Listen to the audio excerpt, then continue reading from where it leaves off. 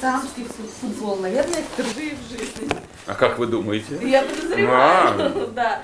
Ну и как вам вообще игра показалась? Отлично. Такой большой мяч. Отлично. Замечательно. Игра показала, девчонки молодцы. Чего мужики там мяч гонять? А девчонки на таком стегок, они ножки не сломали, бедные. Отлично. Вообще сложно было комментировать?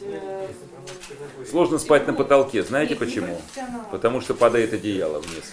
Сложно в шахте угли рубить. Это там шахтеры той же Воркунты или Инты расскажут это лучше меня. У меня любимая поговорка в жизни, когда все начинают, там, или кто-то тебя начинает жалеть и там говорит, что ой, ты, наверное, устал, ты бедненький, как он много работает, или что не в шахте угли рубили. То, что вы называете там профессиональный, ну, грубо говоря, там все понятно. Там, ну, если, не знаю, там футбол, бокс, что хотите, там есть определенные правила, там вам известно, как зовут спортсменов, допустим, это Иван Петров, это там Джон Смит и так далее, и так далее, этот чемпион, этот новичок, этот там лидер, этот там, ну и так далее. И если игра хорошая, или соревнование какое-то драйвовое, то твоя задача-то главное не мешать.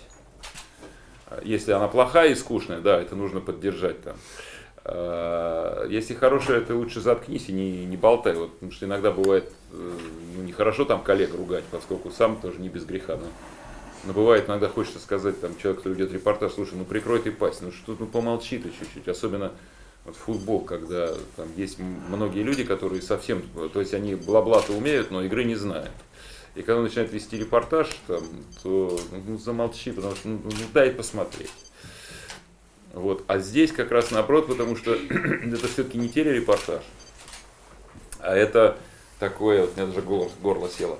Это вот сейчас только почувствовал. Это как бы все-таки на публику надо сделать это, чтобы это было забавно и весело для живо, для людей, которые стоят вокруг.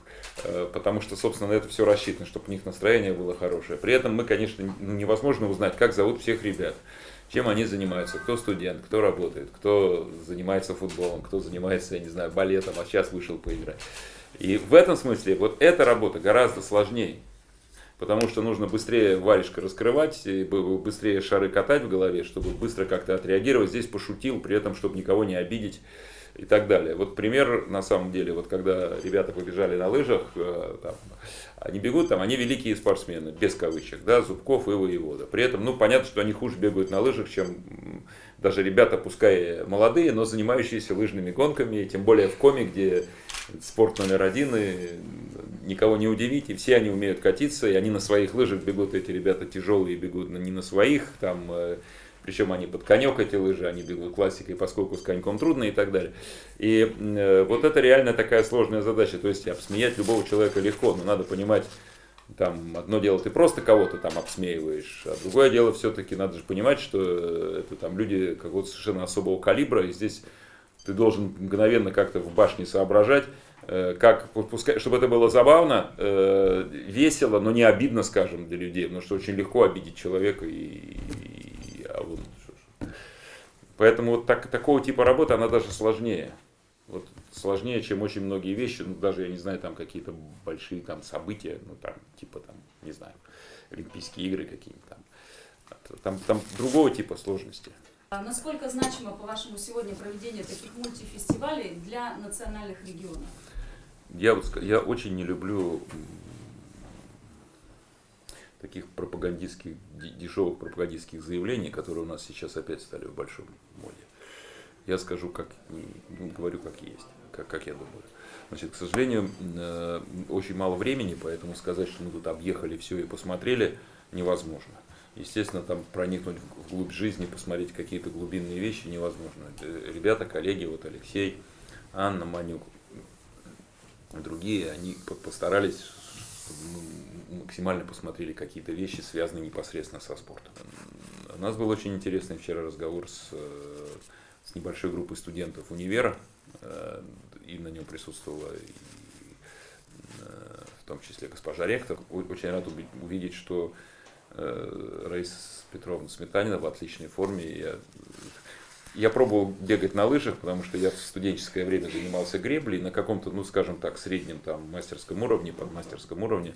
Гребцы очень много бегают на лыжах, во всяком случае раньше. Сейчас методики меняются, тренировок. У нас всегда была зима, это лыжи, еще не было никаких коньков, я так и не научился. Ну, там 30 и 40 бежали, если нужно и 50, там, и кроссы. И это проклятие. Я один раз марафон бежал, не добежал, но 30-ник бегали регулярно, пехом. И я просто там представляю себе, что значит было бежать там, ну, вот, с приличными габаритами, что было бежать скажем, по первому разряду на лыжах. Я в первый разряд не вписывался никак. Второй я еще кое-как с грехом пополам, там по 20-ке тогда разряд, я помню, давались. 20 километров какое-то уже было время, я уже не помню. И когда ты видишь, как люди бегут, особенно это женщины, и когда столько лет, и с такими результатами, и все, ты понимаешь, что это, ну, это сверхлюди. Поэтому у меня к ним, вот именно к группе выносливости, всегда отношение глубокого почтения, потому что это сверхчеловеческие качества. Это терпение, это плюс там талант, ну, природа, там, сердечно-сосудистая система от природы, плюс пахота бесконечная. И я с колоссальным почтением отношусь там, что к Сметаниной, что к Кулаковой, что там, к Тихоновой, что к более поздним, там, к Любе Егоровой, там, Ляльбе и там, мужикам. И было очень приятно, я очень много лет не видел Сметанину, видеть ее в добром здравии, она такая же собранная, очень такая самодисциплина в человеке чувствуется, при этом очень такое хорошее, доброе, ровное отношение к людям, очень приятно. Вот. Прекрасно то, что сегодня этот новый лыжный стадион, где мы были, вот РЛК, ну, это как раз то, что, ну, видишь, там детские соревнования со всей страны приехали, и сегодня это все яркое, поскольку у всех хорошие комбезики, у всех яркие лыжи, они такие все какие-то модные, отличные ребятишки, это замечательно, все, вот в этом смысле настроение повышается. Были мы в спортшколе второй, нашлись общие знакомые там сразу. Отлично сделанный зал. Обычно это все такое мрачное, какое-то провонявшее потом, какое-то, значит, какие-то полуподвальные там залы для бокса, где какой-нибудь стоит забитый ринг старых, 2 обтертых мешка, из которых сыпется, а тут все это. Ну, это великолепно. Ну и насколько вот значимы такие фестивали, мультифестивали для... Это вообще отдельная история, что касается вот Ибицы, потому что когда я стал интересоваться, вот она позвонила, я стал смотреть. Мне кажется, что это очень такое, как бы, очень правильное направление, в котором, собственно, и в мире там идут разные вот, подобного рода проекты, потому что через это самое, ну, это как бы самая доступная, самая работающая методика привлечения внимания к территории, к стране, к региону, там, к теме, к проблеме и так далее.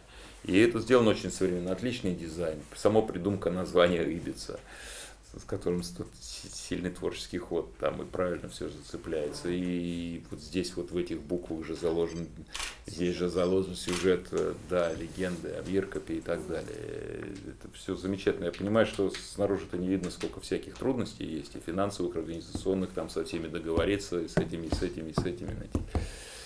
Вот. Этого всегда не видно, но мне кажется, потенциал здесь очень, очень большой. Единственное, что не знаю, правильно ли я буду понят, в условиях нашей страны очень многое зависит от отношения к подобного рода проектам разных ветвей власти и конкретных их представителей.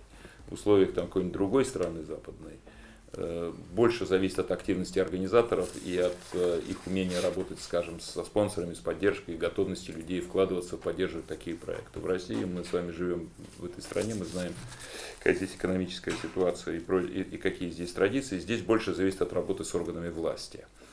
Но судя по тому, вот как я наблюдал, как глава республики сейчас выступал, то есть мне кажется, что сейчас как раз эта история, то есть эта линия отношений построена. Кирилл, вот вы вчера заявили, что без Олегины, Морошки и Грузии из Коми не уедете.